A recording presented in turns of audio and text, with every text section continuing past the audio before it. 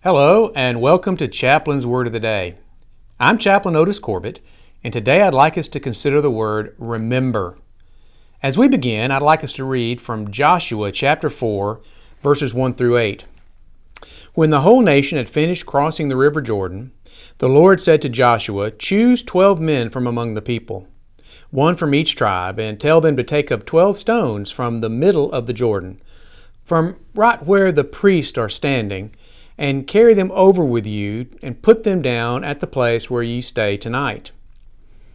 So Joshua called together the 12 men he had appointed from the Israelites, one from each tribe, and said to them, "Go over before the ark of the Lord your God into the middle of the Jordan. Each of you is to take a stone on his shoulder, according to the number of the tribes of the Israelites, to serve as a sign among you. In the future, when your children ask you, 'What do these stones mean?' tell them that the flow of the river Jordan was cut off before the ark of the covenant of the Lord. When it crossed over Jordan, the waters of the Jordan were cut off. These stones are to be a memorial to the people of Israel forever." So the Israelites did as Joshua commanded them.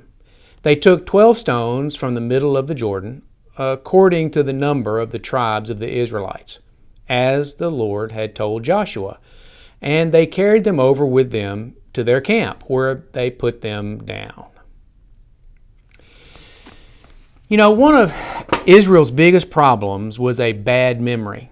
They were like the man who had 3 pairs of glasses. He had one for nearsightedness, he had one for farsightedness, and he had one to find the other 2 when he forgot where he put them.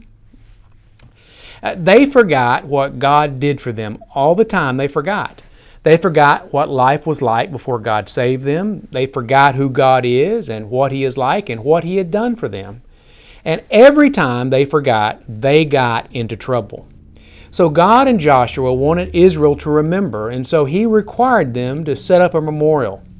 And He included all 12 tribes, and He included rocks which came from the riverbed and had a distinctive look which was different than the native rocks on the riverbank. Now He told them what to say when their children asked about it.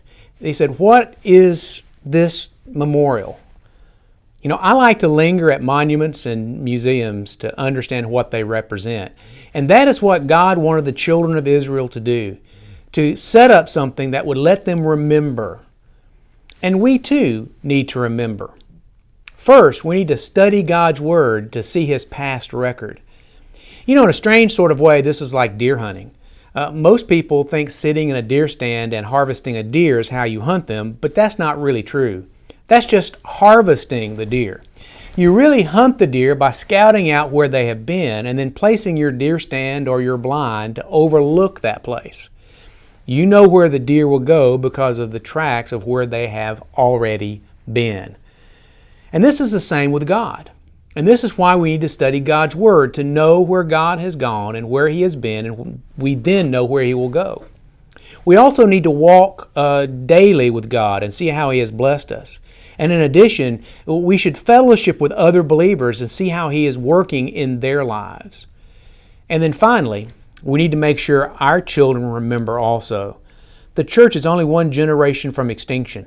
And to prevent that, we need to be people who remember God's works in our lives.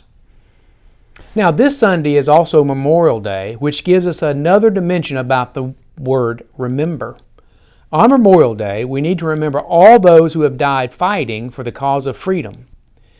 One of the most touching memorials I ever remember attending was when I was the chaplain for the 441st EOD Battalion out of Huntsville, Alabama, and we were deployed to Iraq. Each year, the EOD community observes a memorial ceremony to remember all those EOD techs that were killed in the line of duty during the previous year, the previous 12 months. As each name of the deceased hero is read, the congregation, the people brought together for that memorial, reply with the refrain, "We remember." It sent chills down my back. Like the church, our nation is only one generation away from extinction. We're not a perfect people, but we have worked hard to better implement the lofty goals that our forefathers codified in the Declaration of Independence, our Constitution, and the Bill of Rights. We need to remember this Memorial Day that those who have died in the cause of freedom have died for a righteous reason, for a righteous cause. And we need to dedicate ourselves to defending those same liberties with all the righteous means at hand. This Memorial Day, let us all say with gratitude to our God and to our fallen heroes, we remember. Thanks for watching. I'll be back again soon with another word we could consider together. Every blessing. I'm Chaplain Otis Corbett.